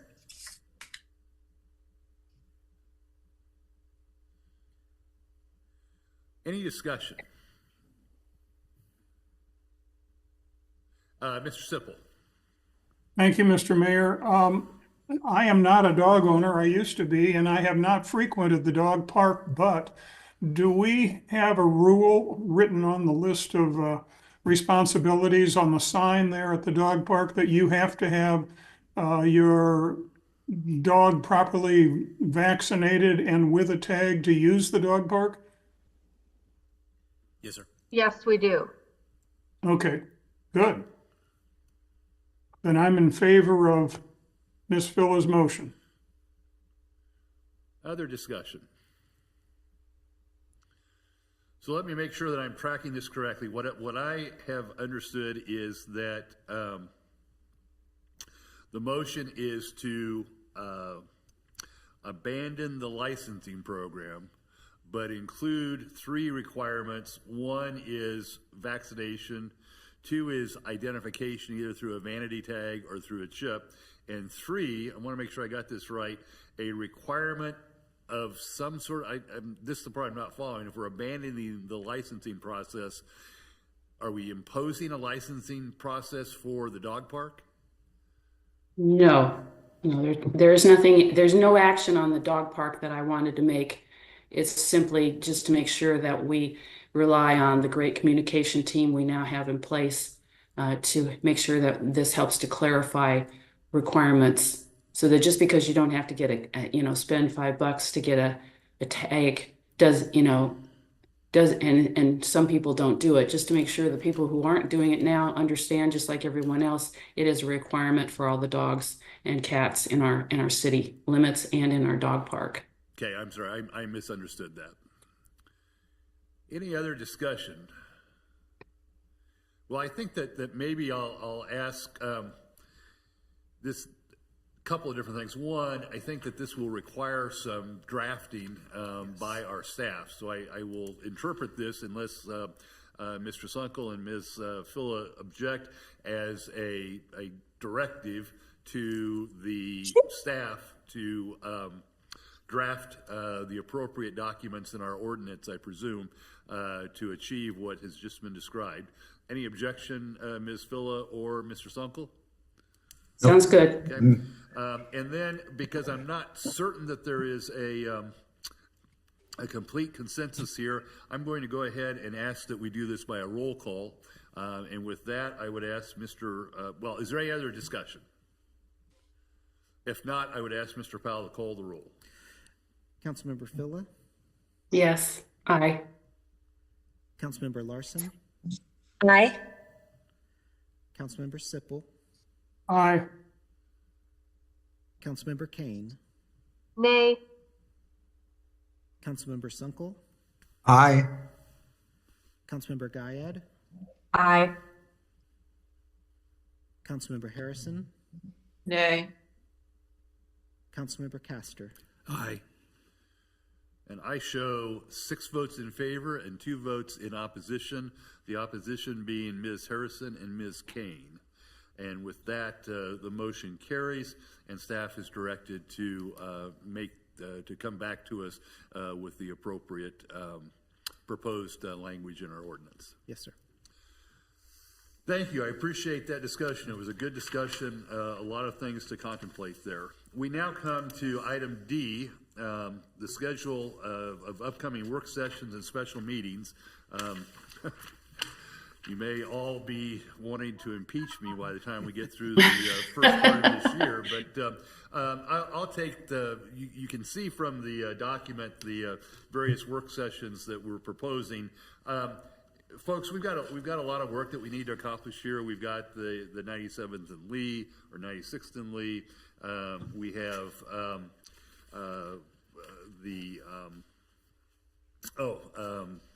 well, we've got a number of those items. The one kind of change in the way we approach budgeting that I'm proposing here, and the reason I asked staff to propose this calendar of work sessions is that it struck me last year as we were going through the process that really the first time, as a practical matter, that the governing body had an opportunity to provide input on either the operating budget or the capital budget was right before the statutorily imposed due date. And that, even if we had thoughts about modifying the budget, it would have been very difficult for staff to take the guidance that we gave them, modify the budget, and have it adopted in a timely fashion to meet our statutory requirements. So what I have suggested and what I'm suggesting here, and it's manifested by this schedule of more frequent than we've ever had in the past, as I understand it, of work sessions, is for us to have discussions about the budget early in the year.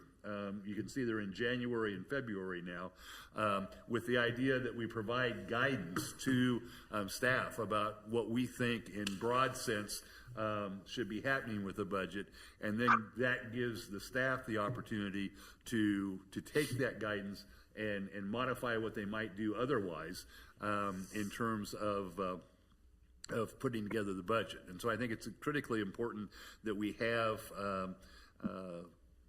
meetings earlier than we've had in the past to provide that guidance. And in most cases, I would contemplate that those meetings would include the Budget and Finance Committee, which would include the resident citizen members of our committees, as well as the governing body, to provide that. So that was what the method in my madness was in proposing this group of work sessions. I've tried to make sure that in most cases we're not to the point where we're now meeting on the off weeks. That I've incorporated the work sessions in the weeks that we generally have a governing body meeting. I'm certainly open to the idea if you would prefer that we meet more frequently and without the without the work session on top of a council meeting. That's certainly open for discussion, but that's really the reason for the increase in the number of proposed upcoming meetings and work sessions. So with that, I'll open up the discussion. I know it's kind of daunting to see all the various work sessions that I've asked staff to put together for us. We've tried to prioritize them in a way that would really get us to look at the budget in a much earlier portion of our year than we have in the past. So with that, I'll open it up to questions and comments. Mr. Sipple, I see your virtual hand up there. Yeah, thank you, sir. The question I have is, we have our Homes Association President's meeting with the officials of the city late March. And I was thinking that would be a good time to get some ideas from the HOA presidents. So hopefully we can incorporate some of their thoughts into our finalization of our budget numbers. You know, from time to time, many of us get ideas from constituents, the things that they'd like to see done differently, and things like that. And it's kind of unfortunate that the Homes Association meeting is after some of these budget and finance meetings. So just a thought. It's a fair point. Other questions or comments? Ms. Phillip? I appreciate the fact that we're having a little bit more global discussion before we get into the weeds. It seems like we were doing it in the reverse. And also, I'm very pleased that you're going to be inviting the budget committee members to these pre-meetings, because obviously by the time we sit down in June, there's a whole lot of homework's been done, and they never had any time to get up to speed or really put any input. And that's missing an opportunity for our community, our citizens, to be a little more educated and spokesman for us. Thank you, Ms. Phillip. Ms. Kane? I noticed on the agenda itself, it said the State of the City is on February 7th, but it's February 27th for those of you plugging in all these dates. Thank you.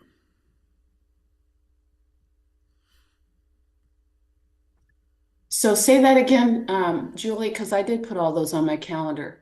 Well, this one's on the agenda, and it said February 7th, but it's actually February 27th, the State of the City. Okay, I do have that on the 27th, so thank you for the double checking. Mr. Mayor. Ms. Harrison? Thank you. I feel like I've got another email from Stacy asking us about dates for strategic planning sessions, and maybe there are more happening that aren't yet on here, or maybe we're wrapping it up. Do we have a sense of how many more meetings there will be for this strategic planning? I think that there's at least one in addition to the one that's on here. Quite frankly, we've had a really difficult time identifying a time when everybody could participate. So much so that frankly, I'm almost to the point of asking Stacy to proceed on the best case, and we may have to proceed with one or more of you not being able to participate. Sure. Okay. So, but for now, the January 13th is the only one in either January, February, or March that we've got planned, right? That's correct. Okay. I felt like I reserved some other dates, but maybe they weren't good for everybody else. Very good. Thank you. Yeah, Mayor, those dates are ones that we are still working on. Yep. Dr. Castor. And just on the January 21st, so is that the intent after that 96th and Lee discussion that we'll have a package to present or develop with the governing body of options, or is there going to be an additional? I think my sense is that we'll not be ready to land on January the 21st. I think there'll be at least one more meeting coming down the road, just as a heads up to what my thinking is, and that's definitely depends upon the pleasure of the entire governing body. What I am hoping is that we'll come out with some guidance on January 21st to the BBN architects to actually then come up with a proposed plan to bring to us that may get us to a landing point on it. But I think that we've engaged the BBN architects. They were engaged a number of years ago. They've sat in on all the meetings to date, so there's not a learning curve for them. They've identified some specific questions that they would like to get our discussion and input on, with the idea then that they'll come away from the meeting on the 21st charged with putting together a proposed plan. Great, thank you. Other questions on the proposed meeting schedule for the first quarter or so of 2025? Move to approve. Thank you, Dr. Castor. Is there a second? Second. Thank you, Mr. Sunkel. Any other discussion? If not, all those in favor of adopting the meeting schedule that is described in item, whatever item we're on, in item D, that would be 14D, please indicate by saying aye. Aye. Those opposed, Those opposed, that sounds like a cat, I think. Those opposed, Yeah. same sign. Sorry, it's feeding time. It's a licensed cat. I believe there are no nay votes, so the meeting schedule is adopted unanimously. As you all know, we had scheduled two different executive sessions for this evening. We moved one off the agenda and continued it to the next meeting, but there is another executive session that has been identified. As you all know, executive sessions are subject to very strict requirements and regulations of Kansas statute.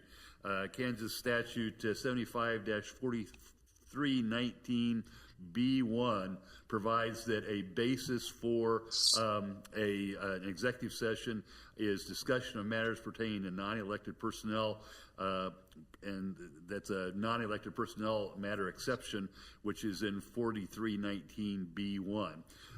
And with that, I would entertain a motion to recess into executive session for 20 minutes to discuss matters pertaining to non-elected personnel, which would call for us to resume the meeting at 8:25 or 9:25, I guess. Is there such a motion to be had out there? So moved. Thank you, Mr. Second. Sonsel. That was Ms. Harrison on the second? Nope. Kane. With somebody else. Ms. Kane I think- Ms. Kane on the second. All those in favor of adjourning into executive session, please indicate by saying aye. Aye. Aye. Those opposed, same sign. The ayes have it, and we will recess into executive session. Mr. Powell, can you give us some direction about how to actually accomplish this by Zoom? Yes, I just want to make just certain for the record that the actual motion for the minutes is to recess into executive session for 20 minutes to discuss matters pertaining to non-elected personnel pursuant to non-elected personnel matter exception KSA 75-4319B1. The open meeting will resume in the main conference room at 9:25 p.m. That is correct. That's the motion I understood Okay. I had. I emailed you all a private link for the executive session on Zoom. So the mayor and Dr. Castor can go into the main conference room. I'll start the Zoom link, and once everyone's on, then I'll leave the room. And whenever you're done, the mayor can let me know, and we can go through the adjournment of the regular session after it's done. And can you promise us it will be warmer in that room? I hope so. Okay. I feel like Bob Cratchit right now. So just to clarify, when we use the executive link, we will log out of this meeting, and then after the executive summary, we will log back into this meeting. Yeah. That's correct. Okay. Okay. I'm ready to zoom out.